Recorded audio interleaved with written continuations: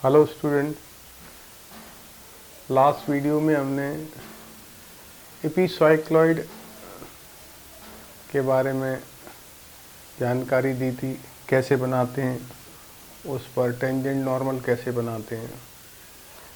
आज हम हाइपोसाइक्लॉइड की एक प्रॉब्लम ले रहे हैं। प्रॉब्लम सेम हो सकती है जैसे कि लास्ट प्रॉब्लम थी, ड्रॉ ए हाइपोसाइक्लॉइड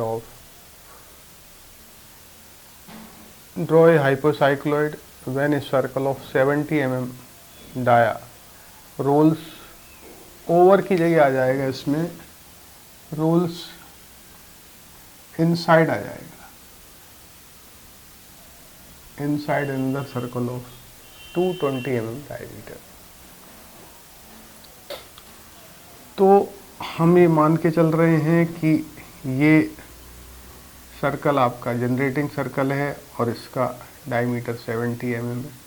तो हमने एक लाइन, एक सर्कल पहले ऐसा ड्रॉ कर लिया है, ये वाला, और उसी से ये 70 mm की ये लाइन हो गई आपका डायमीटर।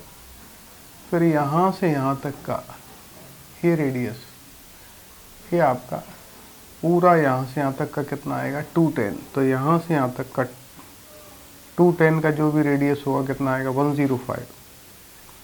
ये यहाँ से यहाँ तक 105 की रेडियस ली है। तो ये पॉइंट आपका मान लीजिए, वो आपने मान लिया OP, और ये 1 यहाँ से नहीं लेंगे, यहाँ से लेंगे 1 2 4 5 6 7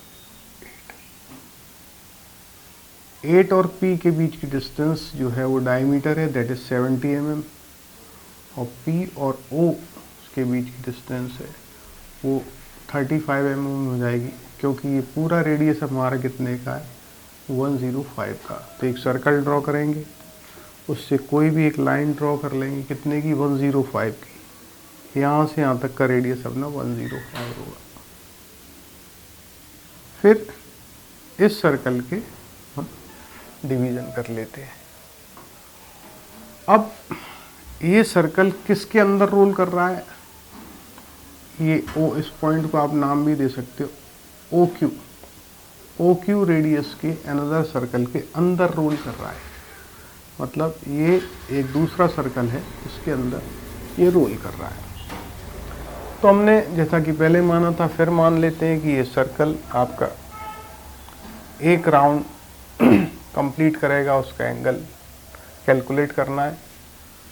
तो फॉर्मूला अपने पास अवेलेबल है 360 × R/R। उसको इस तरीके से भी लिख सकते हैं, मैंने बताया था। तो यहाँ पर अगर आप कैलकुलेट करोगे तो आप डायमीटर अपना दिया है इसका 70, इसका 210, तो आपका फिर से एंगल 120 डिग्री आ जाएगा थीटा। तो जो डायरेक्टिंग सर्कल है उसका हम कितने डिग्री तक का आर्क कट करेंगे, 120 डिग्री का। केवल आपको पूरा सर्कल ऐसे ड्रॉ करने की जरूरत नहीं है, आपको केवल क्या करना है 120 डिग्री का आर्क कट करना। तो 120 डिग्री का ये आर्क कट कर लिया, ये रेडियस अपना 105 का हो गया। ये सर्कल ड्रॉ कर लिया, ये 70 mm डायमीटर का है, मतलब 35 mm रेडियस का है। ये लाइन एक ही होना चाहिए, ध्यान रखना है अपने को। अब इसके हमने 8 पार्ट कर लिए। 8 पार्ट हम करना जानते हैं, 45 एंगल से आप 8 पार्ट करेंगे तो ये 8 पार्ट हो जाएंगे। इस बार पॉइंट ऑफ कांटेक्ट ये वाला है Q। तो Q पॉइंट कांटेक्ट में तो ऐसे रोल होगा, इसलिए हमने ये 1 2 3 4 5 यहाँ से मार्किंग करना शुरू किया। लास्ट टाइम में हमने जो पॉइंट ऑफ कांटेक्ट था साइक्लॉइड में, ये यहाँ से, तो यहाँ से मार्किंग शुरू की थी। तो ये ध्यान रखने वाली बात है कि जो पॉइंट ऑफ कांटेक्ट होता है उसके पास से मार्किंग करते हैं। अब ये पता कर लिया कि 8 पार्ट में ये रोल करेगा, तो इसके तो 8 डिवीज़न कर लिए। अब हमको इस आर्क के भी 8 डिवीज़न करने पड़ेंगे। तो लास्ट टाइम मैंने आपको बताया था एंगल बाइसेक्टर से ड्रॉ करते हैं, तो फिर से वैसा ही कर सकते हैं।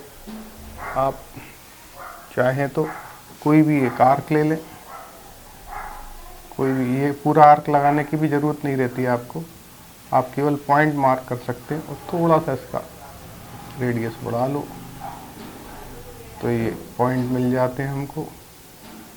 जहाँ भी कट करेंगे ये एंगल बाइसेक्टर आ गया। तो ये 120 था, तो अभी एंगल हो गया कितना, 60। आपका ये एंगल बन गया 60 का।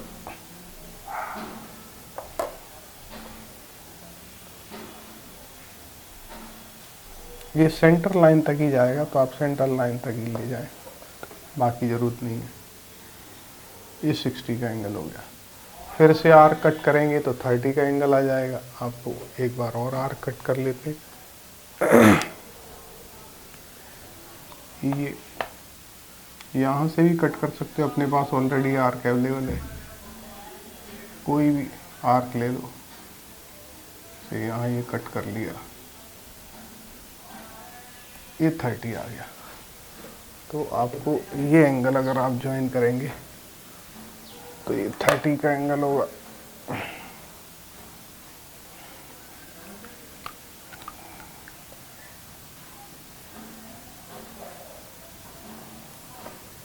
ये 30 का एंगल हो गया।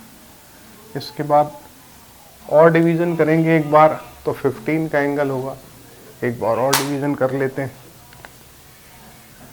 तो ये 15 का एंगल आ जाएगा। यहाँ से ही ले लेते हैं, किसी भी आर्क से आप कट कर सकते हो। तो ये एंगल आपका 15 का आ गया। तो इस तरीके से आपके एंगल बाइसेक्टर मिल जाते हैं। जहाँ से पॉइंट दिखें वहीं से लाइन ड्रॉ करना चाहिए, इसलिए मेरे को ये आपका। अब ये 15 का एंगल आ गया, तो 15 का एंगल, फिर ये 15। अब इस एंगल के इक्वल आप आर्क कट कर सकते हैं। जैसे ये एक 15 का एंगल ये है, अब इसी के इक्वल आर्क आप यहाँ कट करेंगे, एक और आ जाएगा। इसके इक्वल आर्क कट करेंगे तो ये 30 का एंगल होगा, और उसके 15 के इक्वल आर्क करेंगे तो 15। तो आप सिमिलर मेथड से आर्क कट कर सकते हैं और C1 C2 की पोजीशन बता सकते हैं। जैसे ये C है तो ये हो गया C1, ये हो गया C2, ये हो गया C3, ये हो गया C4, ये C5, C6, C7। ये आपके सेंटर की पोजीशन आ गई। अब वही बात कि एक सर्कल दूसरे किसी सर्कल पर रोल कर रहा है, तो हमने ये डिसाइड किया है कि ये 8 पार्ट में हम इसका एक राउंड कंप्लीट मानेंगे, तो डिवीज़न भी कर दिए। जब ये रोल करेगा अंदर, ये अंदर रोल कर रहा है, तो सी की पोजीशन पहले पार्ट में ये हो जाएगी, सेकंड पार्ट में ये हो जाएगी, थर्ड पार्ट में ये हो जाएगी, फोर्थ पार्ट में ये हो जाएगी। ऐसे ही इसके लोकस भी चेंज होंगे। Point Q first part complete करने के बाद इस लोकस पे आ जाएगा। Point Q second part complete करने के बाद 6 वाले लोकस, 2 और 6 वाले लोकस पे आएगा। ये यहाँ 6 का लोकस है। 3 पार्ट कंप्लीट करने के बाद 3 और 5 के लोकस पे आएगा। 4 पार्ट कंप्लीट करने के बाद 4 पे आएगा। तो हमको ये मालूम है कि सी की पोजीशन क्या होगी, ये भी मालूम है कि इसका लोकस क्या होगा, और ये भी तीसरी चीज पता है कि सी की क्यू से डिस्टेंस हमेशा रेडियस के इक्वल रहेगी। तो हम क्या करते हैं कि जो डायरेक्टिंग सर्कल का रेडियस रहता है, ये वाला, फिर से बता दूं, डायरेक्टिंग सर्कल का रेडियस, तो ये यहाँ से इतना, यहाँ से यहाँ तक, ये आप मेजर करेंगे डायरेक्टिंग सर्कल का रेडियस। इसको कम कर लो थोड़ा सा, इतना रेडियस अगर आप करते हैं, और जब C1 पर सेंटर सपोज करते हैं तो 1 के लोकस पर कट करेंगे, 1 के लोकस पे यहाँ,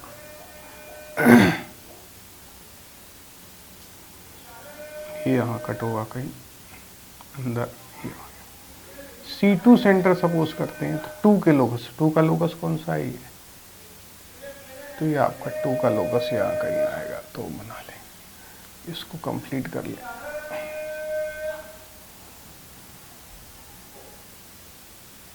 यहाँ कहीं कट हुआ ये सेकंड पॉइंट यहाँ है। 3 के लोकस पर अगर C सेंटर होगा तो 3 के लोकस पर कट होगा, मतलब 3 का सेंटर, तो ये यहाँ ले लेते हैं। रेडियस चेक कर लो एक बार, रेडियस इक्वल ही है। ये 3 के सेंटर 4 आएगा, तो ये 4 के सेंटर पर आएगा, यहाँ कहीं टच होगा केवल, तो वो ये 4 का जो सेंटर होगा इससे टच होगा, ये यहाँ आर्क लगा लो इसका।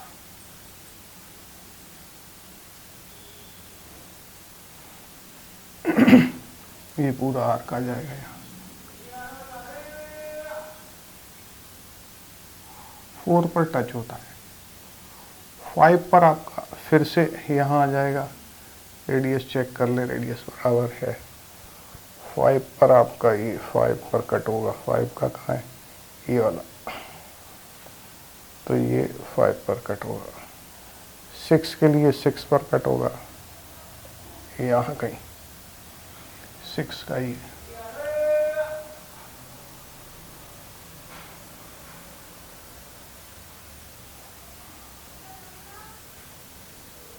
यहाँ कट होगा। 7 के लिए यहाँ कट होगा। 8 के लिए 8 पर आ जाए। तो इस तरीके से हमको ये पॉइंट्स मिल जाएंगे। 7, 6, 1 यहाँ से शुरू करें तो ये आपका 1, 2 का कहाँ था, ये 2, 3 का ये 3, 4 का ये है, 5 का कहाँ कट हुआ है, ये 5 का 5th पे, ये यहाँ कट, ये 5th पे। 6th का आपका ये है, 6th पे ये है, 7th का ये, 8th का ये। इस तरीके से आपके पॉइंट सारे मिल जाते हैं। जब आप इसको ज्वाइन करेंगे तो ये लोकस बन जाता है। ये आप फ्री एंड ज्वाइन करना है इनको, तो यहाँ से टच होता हुआ जाएगा ये, तो फिर आप ज्वाइन कर सकते हैं इसको। पहले डैश लगा के लाइट पेंसिल से आप पाथ बना सकते हैं, और जब पाथ आपका कंफर्म हो जाए तो उसके बाद ये हाइपोसाइक्लोइड बन गया। इसमें वही मेथड है जो कि एपिसाइक्लोइड में थी। हाइपोसाइक्लोइड में सर्कल के अंदर रोल करता है, एपिसाइक्लोइड में सर्कल के बाहर रोल करता है। अगर मान लो इस पर टेंजेंट या नॉर्मल ड्रॉ करना है तो सेम मेथड फॉलो करते हैं कि जिस भी पॉइंट पर टेंजेंट नॉर्मल ड्रॉ करना हो, मान लीजिए आपको इस पॉइंट पर टेंजेंट नॉर्मल ड्रॉ करना है, या यहाँ मान लो आर पॉइंट मान लीजिए, क्या करेंगे, इस सर्कल के रेडियस के इक्वल, इस सर्कल के रेडियस के इक्वल इस पॉइंट से सेंटर लाइन को कट करेंगे। सेंटर लाइन कौन सी है अपनी, ये वाली, ये वाली, ये जो जा रही है सेंटर लाइन, इसको कट करेंगे। तो यहाँ इसको सेंटर लाइन को हमने ये कट कर लिया, ये पॉइंट आ गया। इस पॉइंट को ज्वाइन कर एक लाइन ड्रॉ करेंगे बेस, तो ये आपका कटिंग पॉइंट आ गया। इसके बाद इसको सेंटर से ज्वाइन कर रहे हैं हम, सेंटर से ज्वाइन कर रहे हैं तो ये सेंटर से ज्वाइन कर लिया। ये जहाँ कहीं भी जिस पर रोल करता है, जिस पाथ पर रोल करता है, वो पॉइंट फाइंड आउट कर लेते हैं। मान लीजिए ये एस पॉइंट है। अब एस पॉइंट से अगर हम इसको ज्वाइन करेंगे और जहाँ कहीं भी ये बेस लाइन को कट करता है, उस लाइन से हम इसको ज्वाइन करते हुए लाइन ड्रॉ कर देते हैं, और इसके अगर परपेंडिकुलर हम ड्रॉ करते हैं तो आपका ये टेंजेंट हो जाता है। ये लाइन आपकी टेंजेंशियल लाइन होगी। यहाँ से ये इस पर टेंजेंट हो जाएगा, ये नॉर्मल है और ये टेंजेंट। इस तरीके से आज हमने हाइपोसाइक्लॉइड कैसे बनाते हैं और उस पर टेंजेंट नॉर्मल कैसे ड्रॉ किया जाता है, ये सीखा। नेक्स्ट वीडियो में स्पेशल कर्व के दूसरे पार्ट को लेंगे, जैसे स्पाइरल, इन्वोल्यूट। तब तक के लिए